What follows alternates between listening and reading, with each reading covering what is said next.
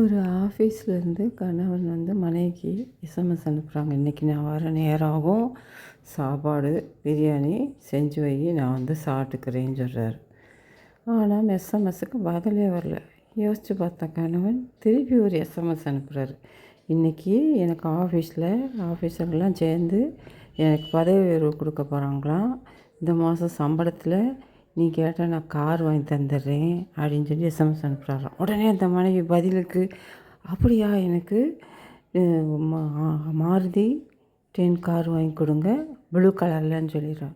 உடனே அவர் பதிலுக்கு அனுப்புகிறாரு, நீ எஸ்எம்எஸ் சேர்ந்துச்சான்னு பார்க்கத்தான் செக் பண்ணேன், எனக்கெல்லாம் பதவி உயர்வோலாம் இல்லைன்னு சொல்லவும், உடனே அவள் என்ன செய்கிறா, இங்கே கேஸ் எல்லாம் தீர்ந்து போச்சு, சாப்பாடெல்லாம் இங்கே செய்ய முடியாது, எனக்கு சாப்பாடு வாங்கிட்டு வீட்டுக்கு வந்து சேருங்க அப்படின்றா. நாங்களே உங்களை